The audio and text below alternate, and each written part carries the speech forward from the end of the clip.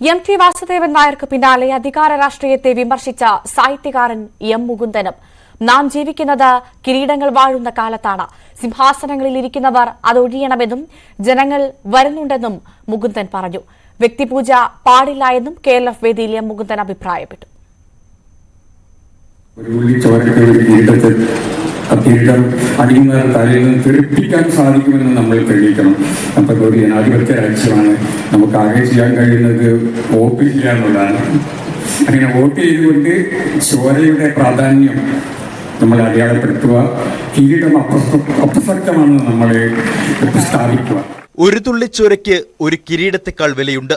മയ്യഴിപ്പുഴയുടെ തീരങ്ങളിൽ എന്ന പുസ്തകത്തിലെ ഈ വരികളെ സമീപകാല രാഷ്ട്രീയവുമായി ബന്ധപ്പെടുത്തിയുള്ള എം. സ്വരാജിന്റെ ചോദ്യത്തിനാണ് സാഹിത്യകാരൻ എം. മുകുന്ദന്റെ മറുപടി. അധികാരത്തിന്റെ സിംഹാസനങ്ങളിൽ ഇരിക്കുന്നവർക്കും എം. മുകുന്ദന്റെ മുന്നറിയിപ്പ്. സിംഹാസനത്തിൽ ഇരിക്കുന്നവർ അധികാരത്തിൽ രുചി കഴിഞ്ഞവരാണ്. അവരവരുടെ എഴുന്നേൽക്കില്ല, അവർ ഒരിക്കലും എഴുന്നേൽക്കില്ല. പണ്ടത്തെ കാലത്ത് അടിയന്തര കാലത്ത് ഒക്കെ നമ്മളത് കണ്ടാണ്. ഒരു കവി പറഞ്ഞിട്ടുണ്ടായിരുന്നു, പിന്നെ എന്നോട് പേര് മറന്നുപോയി. കവി പറഞ്ഞതെന്ന് വെച്ചാൽ സിംഹാസനം കാലിയാക്കും, ജനങ്ങൾ വരുന്നു എന്നാണ്. ജനങ്ങൾ വരികയാണ്, അതുകൊണ്ട് സിംഹാസനം ഒഴിയൂ എന്നാണ് പറഞ്ഞത്. അതൊരു പ്രശസ്ത ജയപ്രകാശ് നാരായണൻ കോട്ടയത്തിലെ ഒരു കവിതയാണത്. അപ്പം അതാണ് നമുക്കും പറയാനുള്ളത്.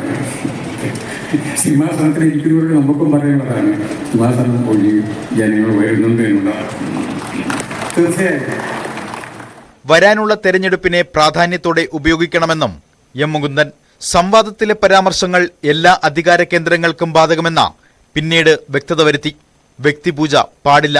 EMS നേതൃപൂജകളിൽ ഒന്നുമുണ്ടായിരുന്നില്ലെന്ന MTയുടെ വിമർശനം ഉൾക്കൊള്ളണം.